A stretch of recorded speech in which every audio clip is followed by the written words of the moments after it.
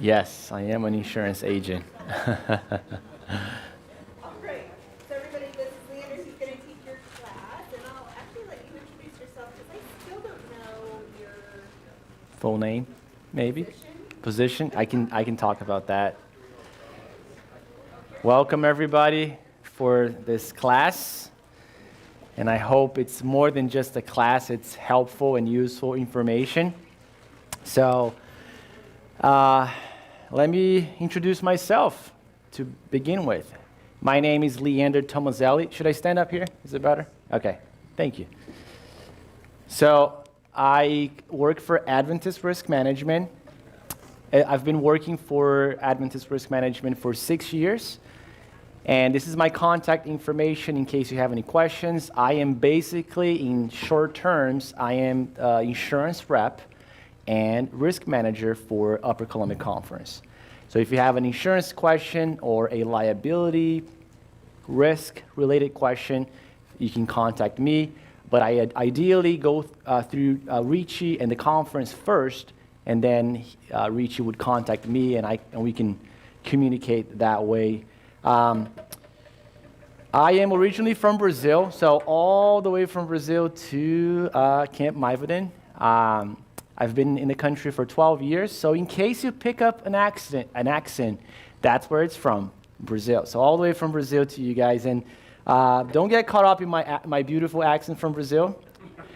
You know, just focus on the information. One time I was having a meeting with a client, and for some reason the person got caught up in one word that I had an accent on, and she wouldn't understand or focus on everything else that I was talking about, and then later on she goes, you should pronounce that word like this. I'm like, really? Like out of an hour of conversation we had, you were focused on that word? So anyways, we're going to talk about some helpful and hopefully useful things. So before we go, let me introduce real quick. How many of you can be honest, don't really know what Adventist risk management does? Or have a more or so understanding? Yeah? Okay. I guess most of you know, but there's a 1.5 minute video that shows about what we do and what's our ministry.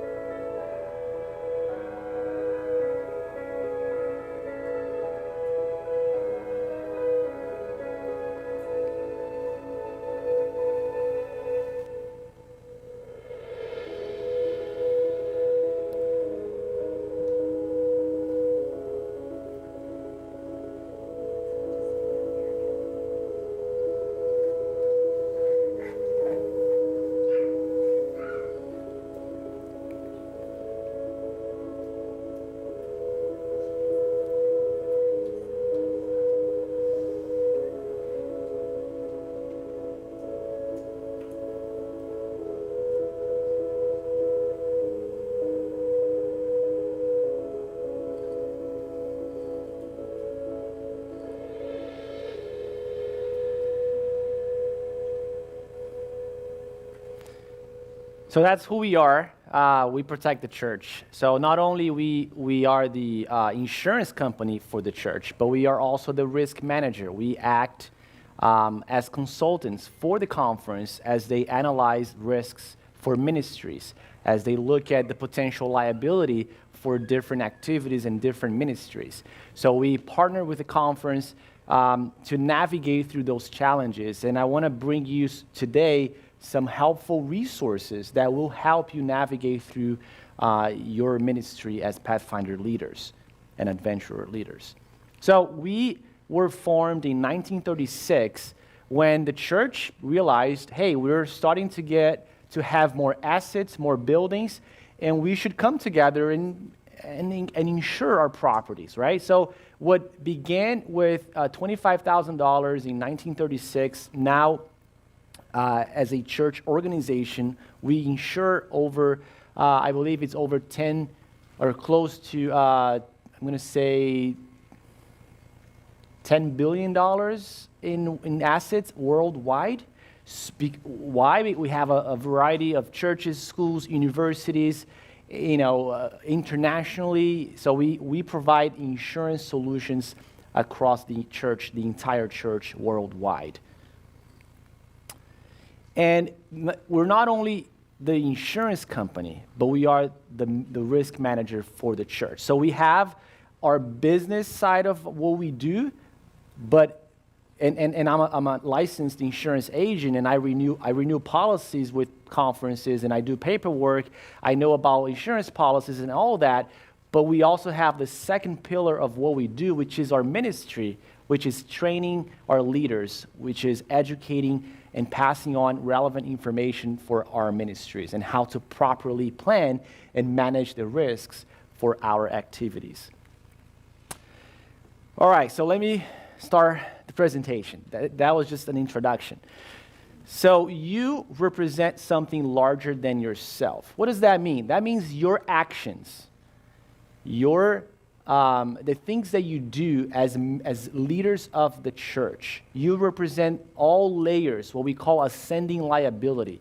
You can impact your local conference, your union, your division, all the way to the general conference because of your actions. Let me give you an example. We had, we pay out claims, right? So we've had a claim of an individual that was helping out the church, and he was a volunteer who wanted to trim the trees of the church. And that's a very high-risk activity that we normally recommend. Hire a professional, a contractor, to do high-risk activities such as tree trimming.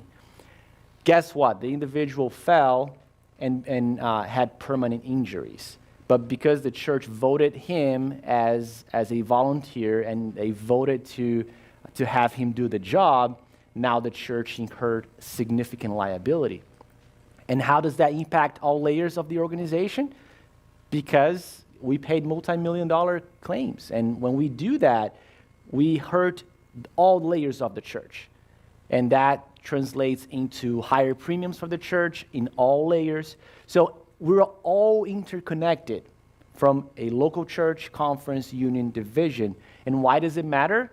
Because we are one family, and we have to protect each other, and we want to have long-term sustainable ministries. And we don't want, ministry money going towards premium because we want to have long-term stability.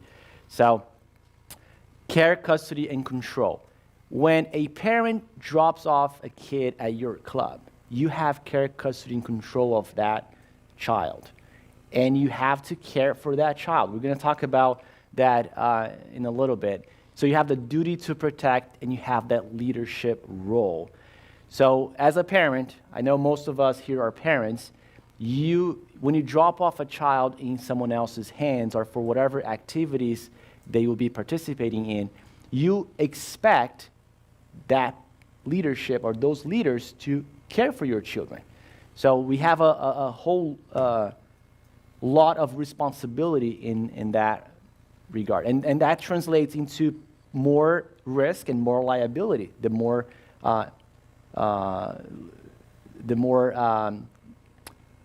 involvement and more kids are under our care, custody, and control, that translates into risk. Now, risk management. How does that work? So my goal for you today is to leave this place with a little bit of a risk management mindset. So as you walk into a room or as you're planning an activity, there are three pillars: risk identification, risk control, and risk financing. The two first ones are the core of risk management. So as I walk into this building, can I identify some risks? are some safety hazards? Can anyone point a potential safety hazard of this building? Cords? Okay, good. Anyone? Good. I was going to say that one. Very good. Anyone else? Any guesses? What's that? Projectors not in the ceiling? Oh, in the ceiling? Okay, well, it could fall. Yeah, I think it's well installed, but that's a risk. Yeah, that's a good point. Wet floors. Wet floors, that's a potential risk. I would highlight, go ahead. For ice outside. Yes, good. I would also say the exit signs, are they lit? If there is an emergency, have their batteries been replaced? Are they ready to go if lights go off and if it's dark, if this was an evening meeting, would the exit signs be properly lit so that we can exit without any problems? So that's the idea. So we go into a room, as we plan the activity, we know what to do, or we start thinking about the potential risks. And then we create plans on actionable plans on what to do, how to prevent that risk, and how to minimize or even avoid that problem. And then the risk financing is, once you do all the risk management, the risk control things, in a way, you've done your due diligence and you pass that risk to the insurance company so that when we protect you. All right, the goals: to protect the name and mission of the church, to keep the volunteers, members, and our guests safe, to build an effective ministry. So why is it important when it comes to Pathfinders that we talk about risk management? Is for the safety of our kids. We want to have a safe environment for the children and the leaders. So this is the agenda for today. We're going to talk about those items. And by the way, if you have any questions or comments or a personal story that illustrates what we talk about here, please speak up. It's always good to learn from each other. Now, planning for success. There is a quote from Benjamin Franklin that says, if you fail to plan, you're planning to fail. And that's what it comes down to, managing the risk. If we don't think ahead, then we're planning to fail. So let's talk about this. So communicable disease, in other words, COVID. We're hopefully getting out of COVID life. So, but still, we have to look at what's the federal government is saying, what's the local, more importantly, the local county have to say about, mask mandates, things like that. Here's why. I have my personal opinion about all this. Everyone does, right? However, we have to look from an organizational standpoint and from a liability standpoint. There is no coverage for liability about for COVID, which means if we get sued as an organization, there is no liability coverage. There is no defense or attorney fees covered by insurance. That's a self-insured exposure, meaning we have to work extra hard to make sure that we don't incur any liability. Even though attorneys are saying that it's hard to make the argument of how, if you contracted COVID, how do you trace it down to a particular event? It's really hard to trace it down from a liability standpoint, but it's still, we have to do our due diligence because we can be liable. So just be careful with that. Now, communication. We had the previous, I think the two before me, was about communication. And it's important that we communicate with staff and parents in a very effective way. For example, code of conduct. Teaching your staff what's the good touch or the bad touch with the kids. And we have resources, we're going to talk about that in a minute. But communicating with your staff and training the staff is very important. Responsibility of supervision, if the staff is organizing an activity, make sure they understand if you have somewhat of a ratio of number of kids and number of supervisors, because what happens in many cases, we as an organization, the conference, the local church, they get sued for lack of supervision. That's one of the main things we get sued for. And we end up paying a lot of money because of that one reason. So when we don't provide enough supervision, of course, it depends on the activity, and I have a slide about that. We have to make sure that we look at the activity. Is it a high-risk activity? If it is, how many supervisors is reasonable to have? So, and there's a difference between a light walk in the park versus a climbing or rock climbing situation in the wild. By the way, rock climbing is an exclusion on the liability policy. So if you are doing this activity, you have to work with us unless you're going to a professional facility, right? So that means for rock climbing, climbing walls, zip line, ropes course, that's an exclusion on the policy unless you're going to a professional location. Parents, any questions so far? All right, so parents, it's very important that we communicate and set the expectations. Let me tell you a story. So let's say you're organizing a hiking on a Saturday afternoon. And then you tell the parents, hey, we're going to go to Park A to do a light hike on Saturday afternoon. And as you come back from the hike, you look at the watch and say, hey, I think we have some extra time. The sun is down, we can go do something else. But you forgot to communicate with the parent, or you just didn't communicate at all. So the expectation of a parent is that you went hiking and you're going to go back to your original place. But you decide to go, let's say you take all the kids and you drive to a go-kart racing facility, and something happens at that facility. We are going to be held liable to a greater standard just because of that lack of communication, just because the parent did not approve necessarily. And that there's nothing wrong with going, kart racing with the kids. Of course, you have to consider the age and the risks, but it's a reasonable activity. But the lack of communication between the parent and the leadership, that's where the problem is. Trip schedules, personal relationships, how to make contact, permission forms. We're going to talk about that. Disciplinary practices, that communicating the expectation with parents. Was there a hand anywhere? No questions? Okay. This form is very helpful. It helps you to plan your activities. You don't have to be an expert in risk management. Just download this form. This form is on the website, adventistrisk.org, and this will give you a checklist of questions. So it's going to ask you the critical questions on how to properly assess the risk for each activity so that you can plan your activity safely. Use of candles. This is a tricky one, huh?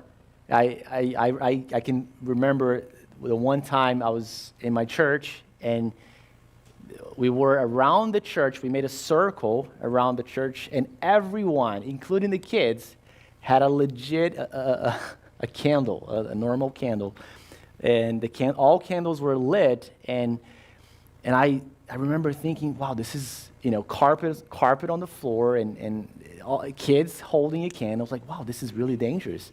And thank God nothing happened. But it is prohibited. It's not recommended, and we tell all of our churches not to use the normal candle. If you look at the fire code, you have to look it up, your local fire marshal's code, and and fire safety. They may have additional regulations and laws for use of candles in houses of worship. I know as of per the church policy, the recommendation is to use candelabras or more of a fixed candles for weddings and events, but not have people holding candles and things like that. The recommendation is to use battery operated candles for any activity. So try to stay away from candles. That's the bottom line. So goes back to my point about types of activity and qualified supervision. So you're going to, let's say you're going to go rock climbing in the wild, and you've completed all the paperwork with Richie and myself. We got coverage in place. Everything is good to go. But are you going to take a group of kids if you don't have a supervisor or a leader who knows how to rock climb? Have somewhat of a basic understanding or not, not a basic, but intermediate to advanced understanding of how to do rock climbing safely. So you just have to analyze, assess the risks associated with the activities, and then plan accordingly. Safety equipment. We have had some problems in that area where let's say we didn't check our equipment, or the equipment was too old, and when we had the activity, we had equipment failure, and then that injury was a direct liability because the equipment was not checked for safety, and it was not replaced because clearly it was time to replace the equipment. So double checking if the equipment is in good working condition. All right, any questions so far? A lot of information, right? All right, I know. Hang it in there. It's going to get more interesting, I promise. So bullying, that happens in our clubs, right? Does it? Or no? No? It does sometimes, right? So we have to have our eyes open for that. It's a significant issue. And my recommendation on this topic is to have a plan. Explain, set the expectations with your Pathfinders and your leaders. So how to address bullying if you see it. The different types of bullying, verbal, physical, relational, and now the one that is becoming more and more common is the cyberbullying. Talk about this issue with your leaders, and how do you address or you stop those behaviors? Yes. I think I'm maybe a little biased because it was my son in adventures that was. What happens when the person being bullied, Mm-hmm. in my humble parently opinion, if that child says, "But I'm okay with it." They were running around, playing their game after adventures, and they were roughhousing. They were being boys. But the roughhousing came to a point where he was thrown onto the ground and they were stepping on him. But he wasn't hurt. But clearly that, in my opinion, would be bullying because there were 3 or 4 other boys and he was the only one. Yeah, I agree. I think that needs to be addressed with your leadership and say, hey, what should we do about this? In my view, that's not an acceptable behavior, and you should discuss that with your leadership and say, hey, what's the disciplinary practice, or should we approach and talk with the parents? Should we talk with the boy and go from there? But yeah, I don't think that's acceptable in my view. Yeah. All right, so the basic key components for bullying: unwanted aggressive behavior, a real or perceived power imbalance and repetition, and potential to be repeated over time. So there is a connection, and we're going to talk about abuse in a little bit, but when it comes to bullying, there is this repetition, this cycle of bullying. So usually a bully was bullied before, like, you know, in the history of that person. So it's a natural consequence that whoever was bullied, as that person grows up, that person can become the bully. So when we try to break that cycle, and we tell them, and we instruct and tell them it's not okay to act and behave this way, we can potentially break that cycle of repetition. And we're going to talk about that when it comes to abuse as well. So that's the takeaway about bullying. I would say you just have a plan. Have a policy that says, hey, this is a club that does not tolerate bullying, and if we do that, if we see that, so this and that could happen. So just have that and communicate the policy with your team. And some resources, there is a government website, stopbullying.gov. Great resources can be found there if you want additional information and resources to train your staff. Also, we have a ton of great resources on Adventist Risk website. There is an appropriate touch, a check-in and check-out policy, and those are all one-page, two-page info sheets, very summarized, ready to go, that you can print it out and hand it out to your leaders. So a lot of great information, supervision, child protection, and the list goes on about traveling, health, camp safety, personnel, property insurance, a lot of great information. So whenever you can, check it out. Health and history. So documentation and authorized care. Health record, permission slip, and staff should hold first aid and CPR certification. Are you all certified CPR? Yeah? I think it's part of the requirements, if I'm not mistaken. Is that right? Yes? Yes? All right, good.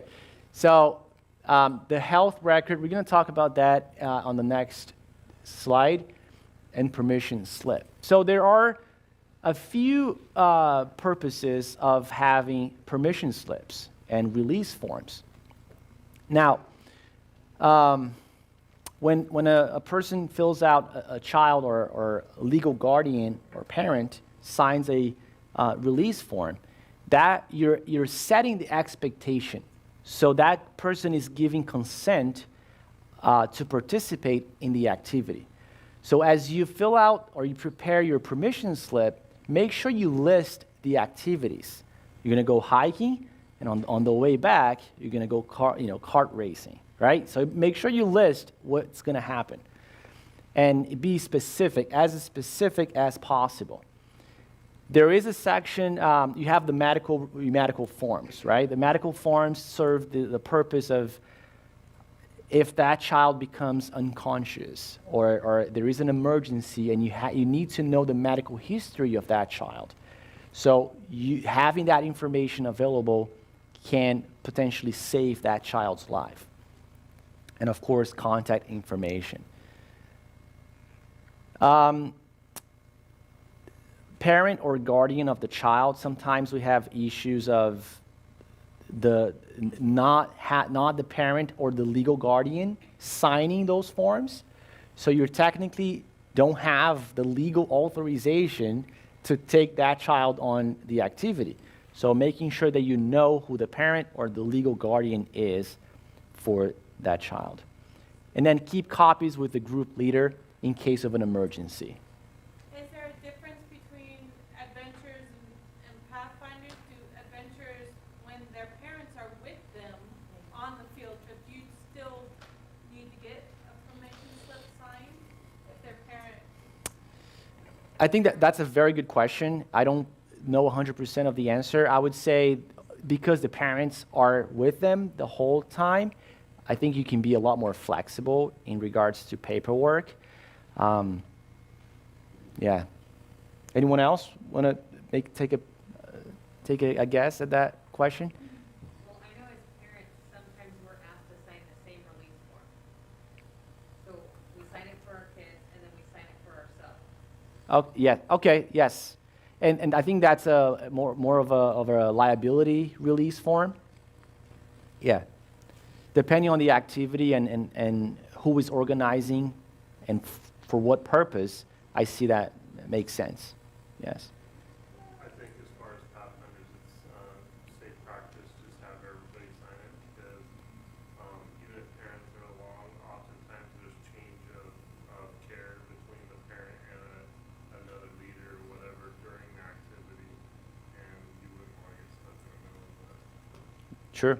Yeah. Understanding who is the assigned parent or legal guardian with the kids.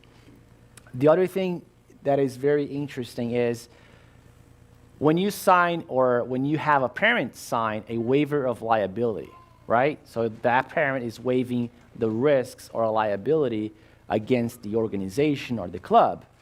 Is that does that release the organization from all and any liability?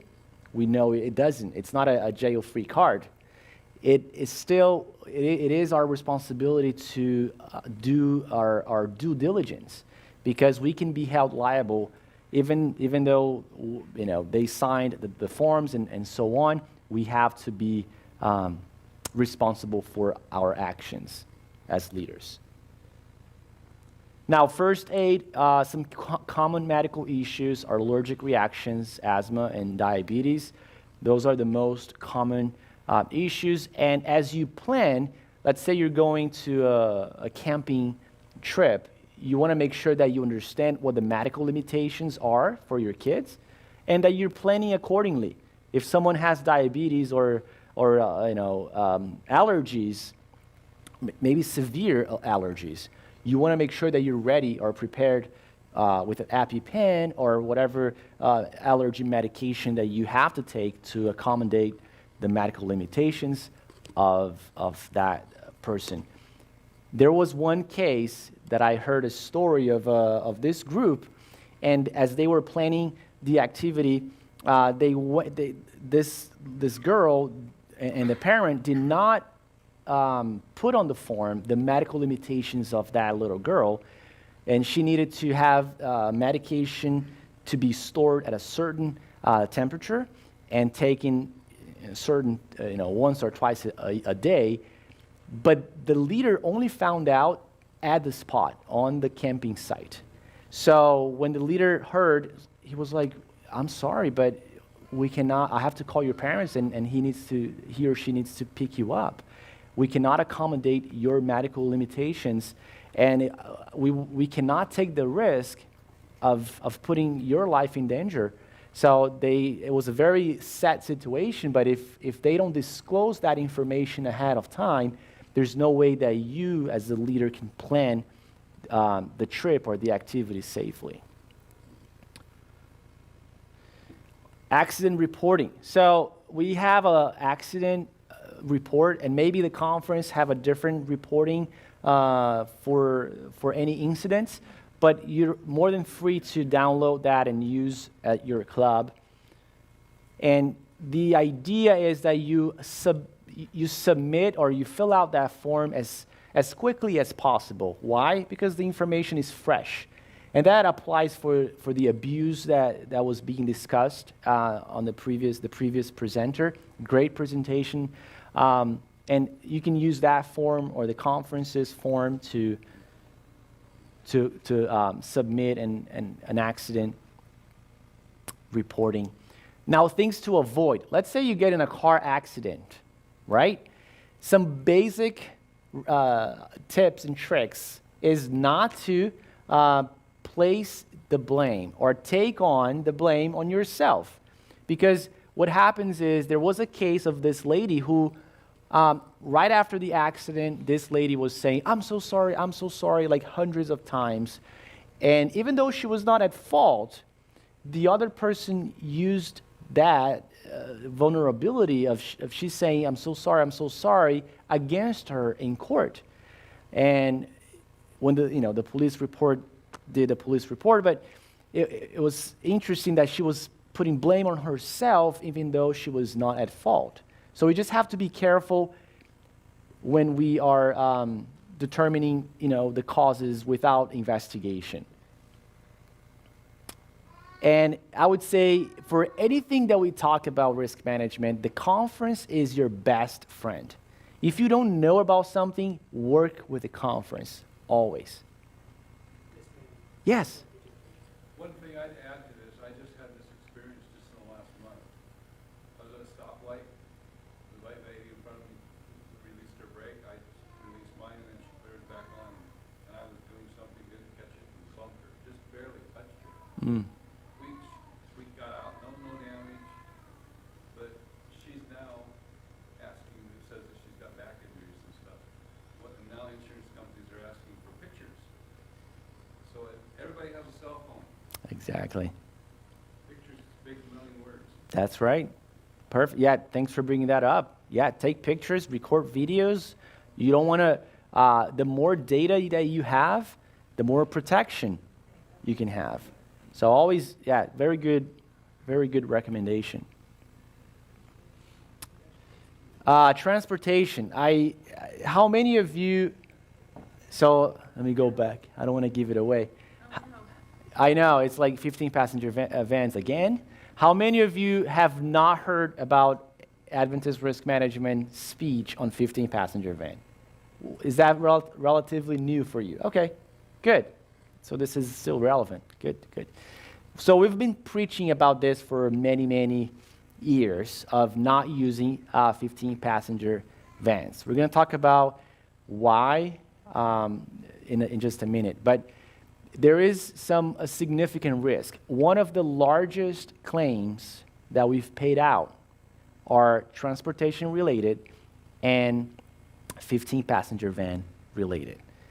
And multiple people died, and guess what? It's not only we have the physical loss, the people that died, but also the financial impact is multi-million-dollar per person.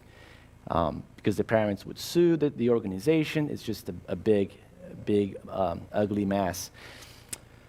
Volunteers driving their own vehicle. I often get asked, what happens if I'm driving my own vehicle on behalf of the church? And the answer is very simple. You and I, as church volunteers, our personal insurance is primary. The church's insurance could be secondary if if the church becomes liable in case of a lawsuit or liability. Then we shouldn't drive our own cars. Well, I wouldn't say that, because that's just the nature of the business operation. I drive my car to church. I drive my family to church activities. I'm driving children in my car that aren't mine. Right, so you have to think about those questions. That's a very good question. Like, if you're driving someone else's kid, or if you're driving for the church, maybe the church has a vehicle that can be used. It's a 15 passenger. No, don't. If it's a 15-passenger van, don't use it. You know how many I saw in Oshkosh, though? Oh yeah, that was a big What makes them so shocking. bad is it compared to anything else? Like, in reality, why are So- they worse than a bus? Right, good question. It's a combination of risk factors. It's the vehicle length and the wheelbase. So if you look it up, 15-passenger vans, there is a national official communication about how dangerous that vehicle is. It's not only ARM telling you that they are dangerous, and we've had a lot of claims, but the whole national security talks about the danger of those vehicles. Now, I get asked often, what about the new 15-passenger vans? Are they any safer?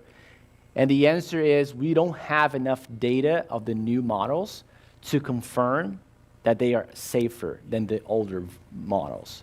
I would say potentially yes, they are safer, but we just don't know at this point. And we're going to talk about that. So the NAD working policy talks about that.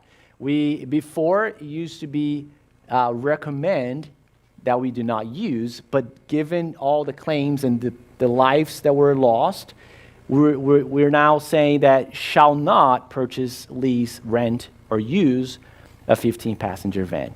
And alternatives, 15-passenger van includes minivans, SUVs, mini school buses, or 15-passenger buses with dual rear wheels. And what does it look like? A 15-passenger bus. That's the ideal. So if you were to ask me what vehicle should I get, that's the 15-passenger bus. Now, in practical words, how do you define a 15 versus a 12? Because 12-passenger vans are okay, acceptable in the eyes of the insurance company. So basically, there are three recommendations as of today. If it can be configured as 15-passenger van, do not use it. If it has a wheelbase over 135, don't use it. If it has an overall length over 225. And I can give you my business card. If you're not sure, give me a call. Let's connect, and I can help you navigate through the process of getting the vehicle. Yes?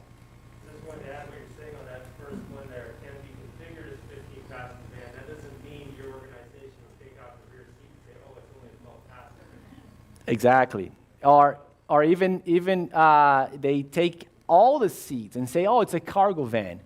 It's the same problem. I worked for the Review and Herald before working for risk management. And we would drive, we had a 15-passenger van at the time. And I did drive one from Maryland to Massachusetts full of books, fully packed with books. And I remember driving that vehicle, like 55 miles per hour, a slight curve. It becomes so unstable. It's hard to describe that it's hard to keep the vehicle in the lane for whatever reason. I'm not a scientific, technical engineer type of person, but it just felt so dangerous driving that vehicle. So. Do you know if you have to have, I'm guessing that you have to have a bus license to drive a 15-passenger. Very good point. In California, check the local laws. I know in California you need to have a special license to drive a vehicle for that fits 15 people. So you have to check your. Very good point. Yes. I am sorry. Yes.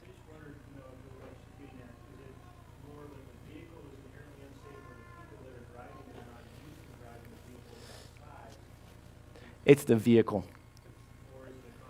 No, it's the vehicle, especially the older models that we have data on.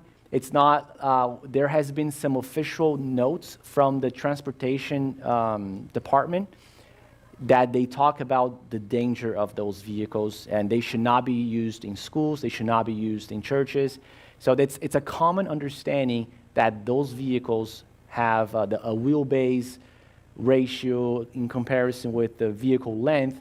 It's just like there is a scientific engineering explanation to that, and I'm not that technical, but That combination of the width and it's top heavy and the suspension, those three things, it just makes it really good to go. exact the rollover rate when you fit a lot of people in that vehicle becomes so high, and it becomes an extremely dangerous vehicle. So. All right, so in addition to 15-passenger vans, we have to manage the drivers.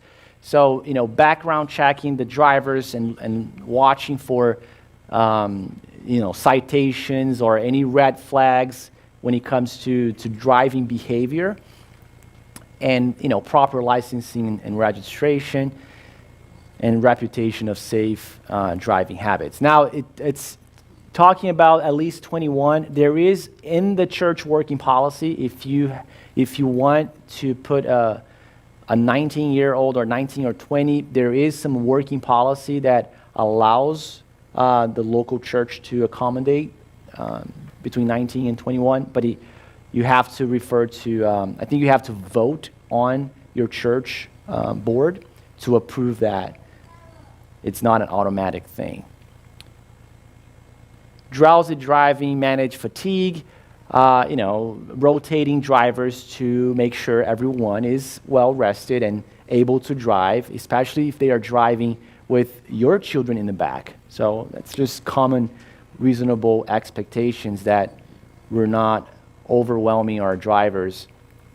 Driver distractions. Nowadays, a lot of people text and drive, and that's extremely dangerous. Eating and drinking takes, it's a distraction for your driving. Vehicle maintenance.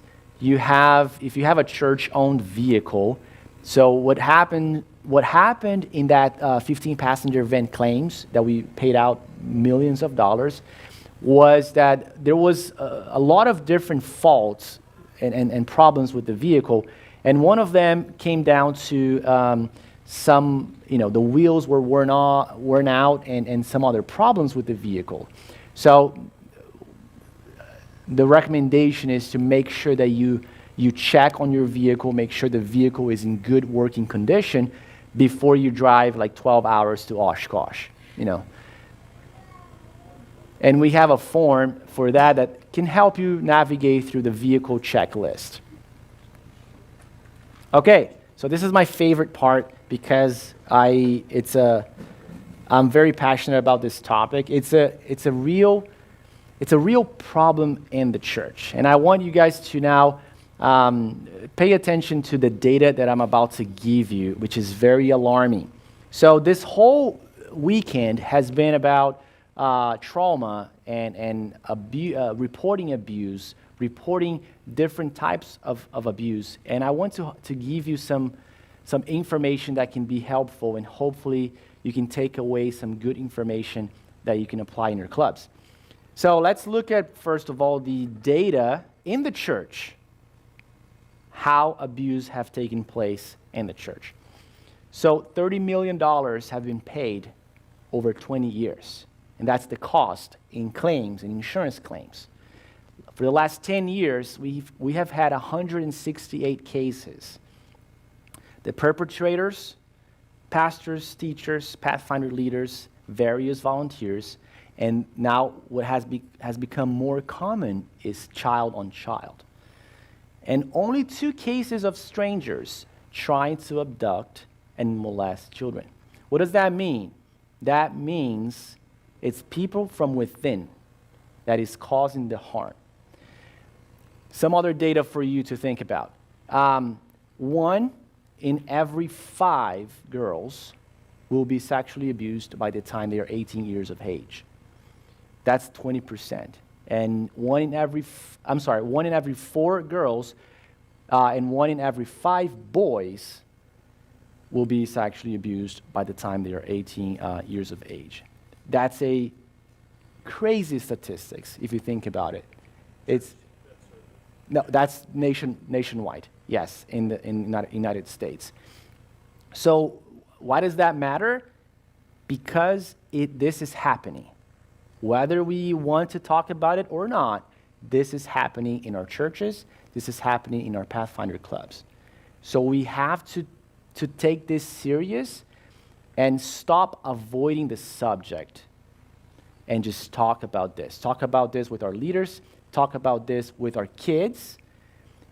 And if one child, if out of this talk, you remember and you recognize the sign of abuse, and you can save one child from abuse or breaking that cycle of abuse, it's, all of our efforts in this ministry is worthwhile. So 95%, I was telling the previous presenter, 95% of the allegations are true. So when a child finally comes to you, which is already extremely hard, why? Because there's a sense of shame associated with the abuse. There's a sense of loyalty to the abuser. They have the fear of not being believed or the negative consequences. How will that impact my family? If I open up, I'm going to open up with you about my uncle who is abusing me. How will that affect my whole family? And that's going to change the whole family structure. You have to be sensitive to the signs. Another very interesting statistics is if you have been abused, or if you know about someone who have been abused, the life expectancy of that person is reduced by 20%. And goes back to what the doctor was telling us over this weekend. There's so much diseases and problems that come with traumas, and that our life expectancy is reduced because of those experiences. So we have to be sensitive to the signs, to the red flags.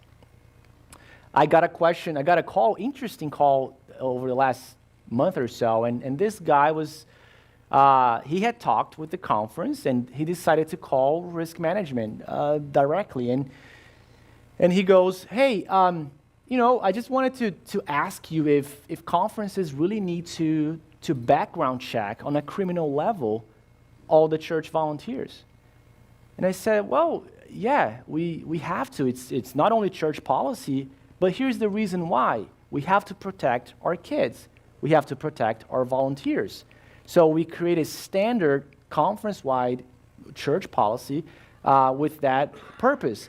And then he goes, well, but I don't like that. I don't like that you're breaching my privacy and you're background checking me and knowing all of my background, and I don't like that. And if that's the case, I don't think I'm going to volunteer anymore. That's a red flag. And as soon as I hung up, I called the conference and I said, hey, do you know this guy? Like, this and that, and I gave them the whole report. But that's the red flags that we need to watch for. If a volunteer does not want to do the background check, why is that? That's just policy. We just have to do it. And we cannot afford not to do background checks. But it doesn't stop there. So when the Pathfinder finally decides to open up with you, listen carefully. Don't overreact. Why? Sometimes that might be the only opportunity that you have, or the only opportunity that child will ever open up. Don't throw it away. Try to do your best. Be ready to listen. Don't ask too many questions. And like it was already discussed, don't promise to keep it a secret. I really liked what the doctor said. He said, promise to help as much as possible and keep it a secret as much as possible, but don't promise to not say anything, because you have to say, you have to protect that child's life. And notify proper parties. Don't investigate yourself. Involve the conference right away. You don't want to keep that for yourself, because that's a liability on you personally, even on the organization. So I think we talked about this enough. And the previous presenter had different numbers for each state: Oregon, Washington, and Idaho. This is the general nationwide number, but you can look it up, the number locally for your state. Expectations, reasonable expectations, proper care, proper supervision, safe transportation, protection from abuse and neglect. That's the reasonable expectations that parents have when they drop off the kids at your club. Now, this is an interesting part. So we have more than a legal duty, we have a moral duty. And there's a Bible verse that supports that idea. Whosoever shall offend one of these little ones that believe in me, it is better for him that a millstone were hanged about his neck and he were cast into the sea. So we have our due diligence as stewards of the church. We have to pay attention to this. But I want to give you some So we talked about background checking, right? So there's two pillars of abuse prevention, and I want you to pay attention to this. So there is the background check, okay? Background checks are important, yes or no? Yes, right? That's very clear. But I want to bring you to this other pillar of risk management. Why? We already discussed the importance of background check, but let me give you some very interesting statistics. 95% of the sex offenders and abusers do not show up on background check. They don't show up. And the average amount of incidents before a sex offender is caught is about 20 to 30 incidents. So not only that's a really crazy number, but the legal system, until that person becomes convicted and shows up on the background check, is an extensive process.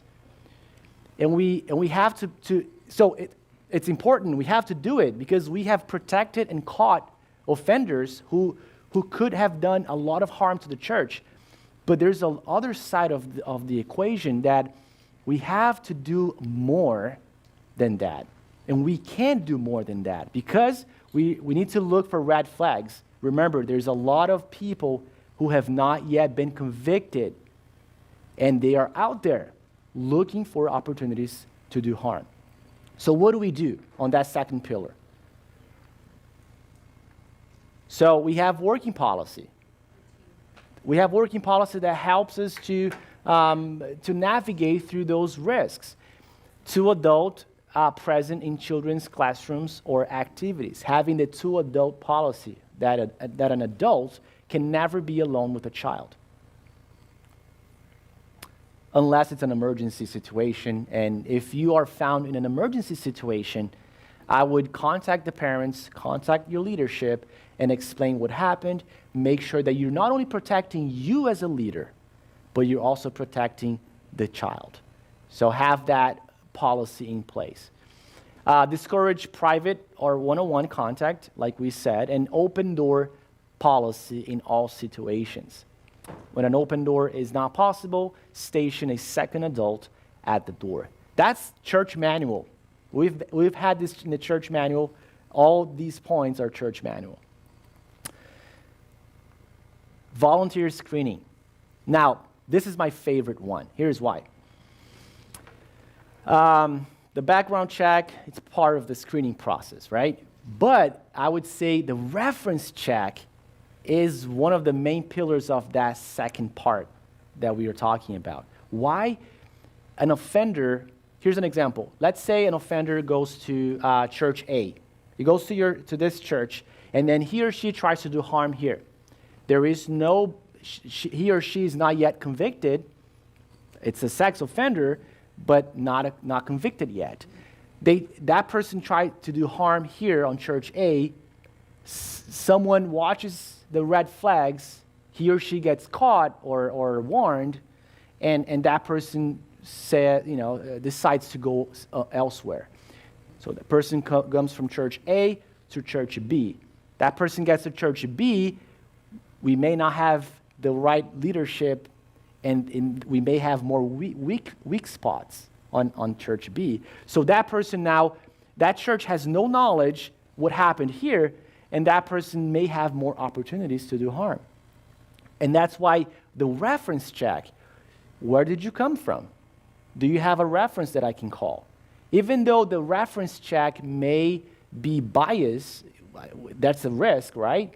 But just asking those questions, where did you come from? Or who are you? Just waiting for you to get to know that person before you put that person in a leadership role. Because what the problem is, kids, when they see a leader, they see a role model. They see someone that they look up to. So what we have to do is be careful who is your leader. Because when you put that person in a leadership role, kids will look up to that person. And you open up a channel between the kids and that leader. We have to be careful with that channel. And that brings me to my other point, the 6 months policy. you wait 6 months for a newly baptized or transferring member who have indicated a willingness to work with children. Just wait. It's safe for you to get to know that leader first before you put that person in a leadership role. And last but not least is the provide regular training for teachers and volunteers to help them understand and protect children and how to nurture their faith.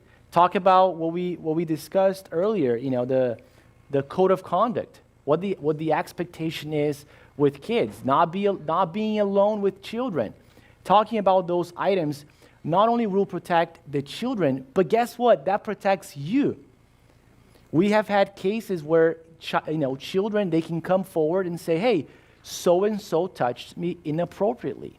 So if you don't have, and the problem is, remember, 95% of allegations are true, so we have to put policies in place that not only protect the children, but protect you as a leader. So your actions have consequences as well. We had a situation of a pastor who, very unfortunate, but I don't know if this is a true abuse case or not, but they were in a museum, and at this museum location event, there was one time in the camera footage that the pastor's hands were not seen in the camera footage. And this little girl spoke up and said, hey, Pastor so-and-so touched me inappropriately. And guess what? Because of those 5-10 seconds, the pastor was removed from the church. There was no way to prove otherwise because of the footage, and there was no other witnesses. So the idea is put policies in places to protect you and the children.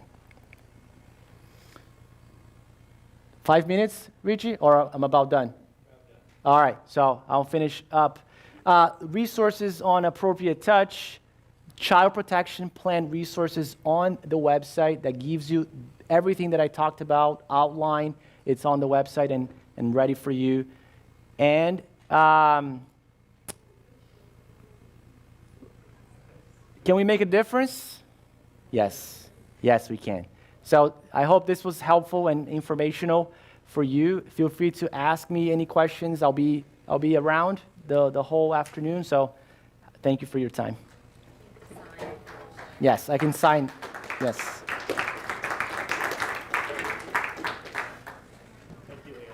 Thank you, Pastor Rich. I brought you a little something. Oh, cool. Thank you. Share that with you here. I appreciate it. Yes. Time. Yes. Have a good training. Yes. What number class?